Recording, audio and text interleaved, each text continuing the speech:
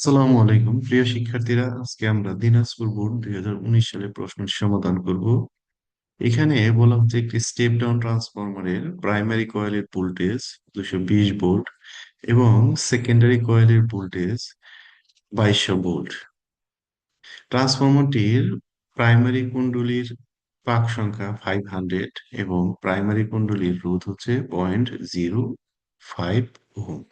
প্রিয় শিক্ষার্থীরা, আমরা জানি যে ট্রান্সফরমারের ক্ষেত্রে দুটি কয়েল থাকবে, একটা হচ্ছে primary coil and other is secondary coil.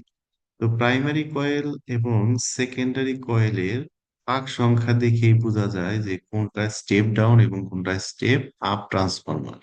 তোমরা জানো, যখন সেকেন্ডারি কয়েলের পাক সংখ্যা এই সেকেন্ডারি কয়েলের পাক সংখ্যা প্রাইমারি কয়েলের চেয়ে বেশি থাকবে, তখন সেটাকে বলা হবে স্টেপ আপ। আর যখন সেকেন্ডারি কয়েলের পাক সংখ্যা প্রাইমারি কয়েলের চেয়ে কম থাকবে, তখন সেটাকে বলে স্টেপ ডাউন। তো যাই হোক, এখন খুবই সহজ প্রশ্ন করা হচ্ছে, গৌণ কুণ্ডলীর পাক সংখ্যা নির্ণয় করতে বলছে। আর আমরা সবাই জানি ট্রান্সফরমারের ক্ষেত্রে প্রাইমারি কয়েলের আবিষ্ট তড়িৎচালক শক্তি ইপি সমান সমান হচ্ছে সেকেন্ডারি কয়েলের তড়িৎচালক শক্তি সমান সমান সেকেন্ডারি কয়েলের তড়িৎ প্রবাহ মাত্রা ডিভাইডেড বাই প্রাইমারি কয়েলের তড়িৎ প্রবাহ মাত্রা সমান সমান প্রাইমারি কয়েলের পাক সংখ্যা ডিভাইডেড বাই সেকেন্ডারি কয়েলের পাক সংখ্যা। তাহলে এখন গৌণ কুণ্ডলীর পাক সংখ্যা জানতে চাই, তাহলে গ নাম্বার এর উত্তরের জন্য আমরা লিখতে পারি হচ্ছে ইপি ডিভাইডেড বাই ইএস সমান সমান এনপি ডিভাইডেড বাই এনএস। এখন তোমরা সবাই জানো যে চলতরিৎ অধ্যায় পড়েছ ফর ওপেন সার্কিট। ওপেন সার্কিটের জন্য হচ্ছে ই এবং ভি পরস্পর সমান, তবে ক্লোজ সার্কিটের জন্য ই সমান সমান হারানো ভোল্ট যোগ আউটার সার্কিটের ভোল্টেজ। তো যাই হোক, এখানে আমাদের এই বিষয়টা তোমাদের একটু স্মরণ করিয়ে দিলাম, আমরা এটা নিয়ে এখন আর বিস্তারিত আলোচনা করব না। তো তোমরা জানো যে ইন জেনারেল ভোল্টেজ এবং তড়িৎচালক শক্তি পরস্পর সমান। তাহলে এখানে দেখো, ট্রান্সফরমারের 220 ভোল্ট দিয়ে আছে, তাহলে এটা কিসের ভোল্টেজ? নিঃসন্দেহে প্রাইমারি। তাহলে ইপির পরিবর্তে আমরা কত লিখবো? ইপির পরিবর্তে লিখবো হচ্ছে 220। আর ইএস কত দিয়ে আছে স্যার? ইএস দিয়ে আছে হচ্ছে 2200। এরপরে বলছে আহ মুখ্য কুণ্ডলীর পাক সংখ্যা, তাহলে এনপি দিয়ে আছে আমার হচ্ছে 500। তাহলে আমাদের হচ্ছে এনএস জানতে চাইছে। এখন এখানে তুমি যদি সব মান বসাও, তাহলে এনএস এর মান চলে আসবে হচ্ছে 5000। তাহলে এনএস এর মান চলে আসতেছে 5000, আমাদের এটাই হবে অ্যান্সার। তাহলে আমরা মনে হয় প্রিয় শিক্ষার্থীরা সবাই এই সহজ সমস্যাটি বুঝতে পেরেছি।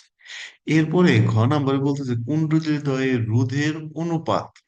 তাহলে এখন দেখো, কুণ্ডলীদ্বয়ের রোধের অনুপাত তুমি চাইলে প্রাইমারি কয়েলের রোধ অর্থাৎ আর পি ইস টু সেকেন্ডারি কয়েলের রোধও নির্ণয় করতে পারো, অথবা আর এস ইস টু আর পিও করতে পারো। তো এটা আমাদের নর্মালি, যেহেতু প্রাইমারি কয়েল আগে থাকে, এখানে আমরা R P is to R S করবো।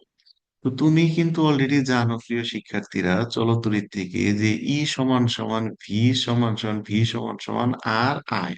কিসের সূত্র এটা? ওহমের সূত্র। তাহলে আমরা যদি এই সমস্যাটি সমাধানের জন্য, অলরেডি তো আমরা সেকেন্ডারি কয়েলের পাক সংখ্যা পেয়ে গেছি, আর প্রাইমারি কয়েলের পাক সংখ্যা তো উদ্দীপকে দিয়ে আছে, আমরা যদি এই দুইটা সূত্র পাশাপাশি লিখি স্যার, এই দুইটা সূত্র এই দুইটা সূত্র যদি আমরা পাশাপাশি লিখি, তাহলেই কিন্তু আমরা খুব সহজেই এই আর পি টু আর এস নির্ণয় করতে পারবো।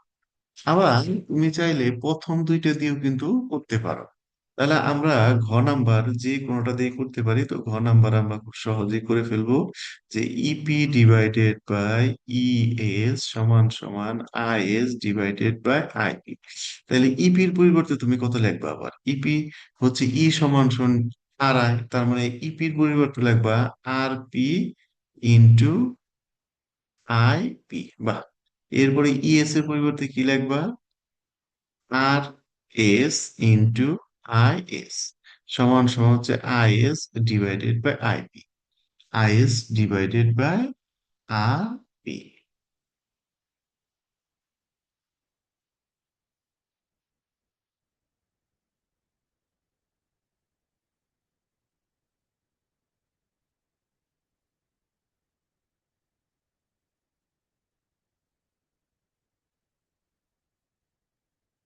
এখন তোমার কিন্তু আগেই জানা আছে ক নাম্বার থেকে যে এনপির মান কত স্যার? এনপির মান হচ্ছে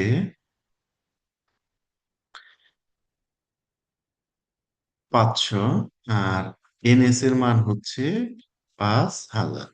এখন দেখো আইএস ডিভাইডেড বাই আইপি কত? আইএস ডিভাইডেড আইপি হচ্ছে এনপি ডিভাইডেড বাই এনএস, অর্থাৎ 500 ডিভাইডেড বাই 5,000, অর্থাৎ আইএস ডিভাইডেড বাই আরপি। এইটার পরিবর্তে তুমি কত লিখবো? 500 ডিভাইডেড বাই 5,000। আবার এইখানে কি আছে? এইখানে আছে আইপি ডিভাইডেড বাই আইএস। তো আইপি ডিভাইডেড বাই আইএস এর ক্ষেত্রে তুমি কত লিখবে এখানে? আইপি যেহেতু উপরে চলে যাচ্ছে, তার মানে অর্থাৎ এই সমীকরণটা আবারও লক্ষ্য করো। এই সমীকরণটা যখন তোমার আইএস ডিভাইডেড বাই আইপি, তখন হচ্ছে এনপি ডিভাইডেড বাই এনএস। আর এনপির মান হচ্ছে 500 আর এনএস এর মান 5,000। যখন তুমি আইপি উপরে দিবা তখন আইএস নিচে চলে আসবে। তখন এই ডান পাশে তোমার এনএস উপরে চলে যাবে, এনপি নিচে আসবে। অর্থাৎ আইপি ডিভাইডেড বাই আইএস সমান সমান হবে হচ্ছে 5,000 ডিভাইডেড বাই 500। তাহলে এখন এইখানে আমি কত বসাবো? আইপির পরিবর্তে 5,000 আর আইএস এর পরিবর্তে 500। এখন এইখানে সবকিছু ক্যালকুলেশন করে তুমি যেটা পারবা, IP divided by R S সমান সমান পাবা 100। 100, তার মানে হচ্ছে কুণ্ডলী দুটির রোধের অনুপাত হচ্ছে 100:1। যেহেতু 100 নিচে এক আছে, কাজে তুমি লিখতে পারো R P is to R S সমান সমান 100:1। আমার মনে হয় তোমরা সবাই বুঝতে পেরেছো। সবাইকে ধন্যবাদ।